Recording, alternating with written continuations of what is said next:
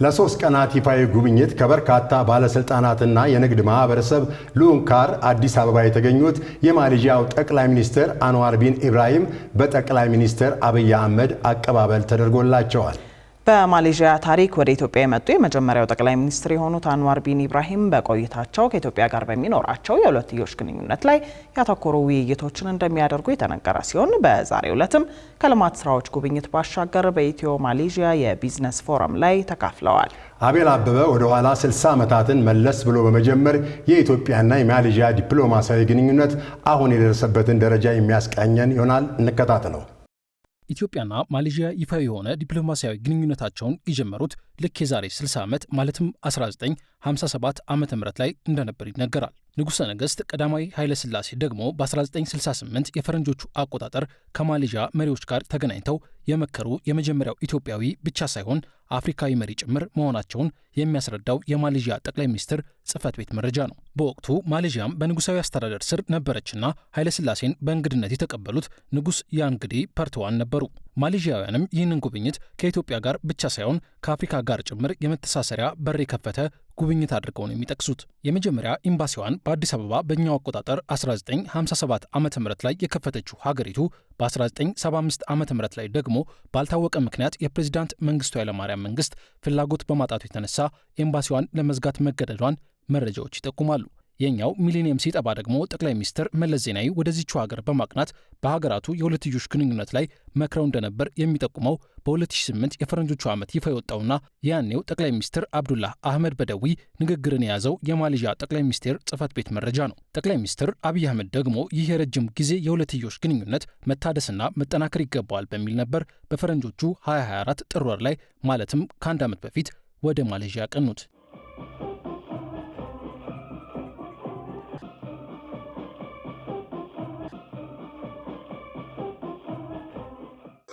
A very long-standing diplomatic ties, more than half a century, and this relationship requires to be renewed, to be strengthened by the visit of this kind.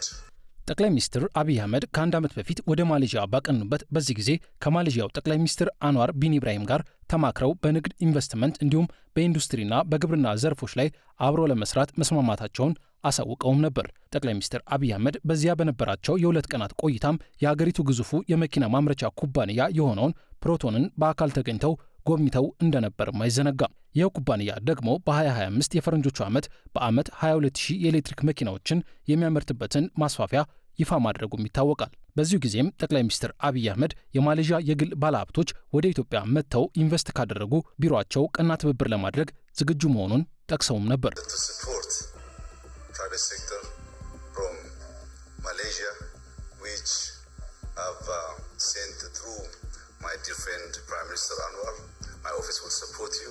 ይህንን የጠቅላይ ሚኒስትር አብይ አህመድ ጥሪና ግብዣ ተከትሎም ከአንድ ዓመት በኋላ የማሌዥያው ጠቅላይ ሚኒስትር አንዋር ቢን ኢብራሂም ለ3 ቀናት ይፋዊ የሥራ ጉብኝት አዲስ አበባ ተገኝተዋል። ይህ ጉብኝት የማሌዥያ ኤምባሲ ዳግም በኢትዮጵያ መከፈቱን ተከትሎ ጭምር የተካሄደ ሲሆን የማሌዥያ የንግድና ኢንቨስትመንት እንዲሁም የኢንዱስትሪ ሚኒስትሮችን ብቻ ሳይሆን ሌሎች ባለስልጣናትና የንግዱ ማህበረሰብ ልዑኮችን ጭምር ያካተተ ስለመሆኑም ተነግሯል። የዚህ ጉብኝት ዋና ዓላማ ደግሞ በኢንቨስትመንት፣ ግብርና እንዲሁም በሸቀጣሸቀጥና ጤና ዘርፎች ላይ ያሉ ትብብሮችን ለማጠናከር ትምህርትና የህዝብ ለህዝብ ግንኙነት ላይም አብሮ ለመስራት ያለመ ስለመሆኑ ነው የተጠቆመው። ዛሬ ጠቅላይ ሚኒስትር አንዋር ቢን ኢብራሂም በተገኙበት በተካሄደው የንግድ ፎረም ላይ በሁለቱ ሀገራት መካከል ያለው የንግድ ልውውጥ ከ2020 የፈረንጆቹ ዓመት አንስቶ በየዓመቱ በ26 በመቶ ጭማሪ ማሳየቱና ግብይቱም $408 ሚሊዮን መድረሱን የተናገሩት የንግድና ቀጠናዊ ትስስር ሚኒስትሩ ካሳሁን ጎፌ ናቸው። የንግድ ትስስሩ ለማደጉ ኢትዮጵያ ያደረገችው የኢኮኖሚ ማሻሻያ ምክንያት መሆኑን የጠቀሱት የንግድና ቀጠናዊ ትስስር ሚኒስትሩ ካሳሁን ጎፌ ማሌዥያ ኢትዮጵያ የዓለም የንግድ ድርጅት አባል ለመሆን የምታደርገው ጥረት ላይ ላሳየችው ድጋፍ አክብሮታቸውና አድናቆታቸውን ገልጸዋል። እዚህ ጋር ሳይጠቀስ የማይታለፈው ጉዳይ ደግሞ ማሌዥያ ኢትዮጵያን እያገዘች እንዳለች ሁሉ ኢትዮጵያም ማሌዥያን የብሪክስ አባል ለማድረግ ሙሉ ድጋፍ እያደረገች መሆኗን ጠቅላይ ሚኒስትር አንዋር ቢን ኢብራሂም ባሳለፍነው ዓመት መናገራቸው ነው። ዛሬ የሁለቱም ሀገራት ከፍተኛ ባለስልጣናትና የንግዱ ማህበረሰብ በተገኘበት በተካሄደው የኢትዮጵያና የማሌዥያ ከፍተኛ የቢዝነስ ፎረም ላይ የታደሙት የኢፌዴሪ ርዕሰ ብሔር ታዬ አጽቀሥላሴ በበኩላቸው የማሌዥያ ኩባንያዎች የኢትዮጵያን የንግድና ኢንቨስትመንት ዕድሎች በመጠቀም የጋራ ተጠቃሚነትን የሚወስን የልማት ተሳትፎ እንዲያደርጉ ነው ጥሪ ያቀረቡት።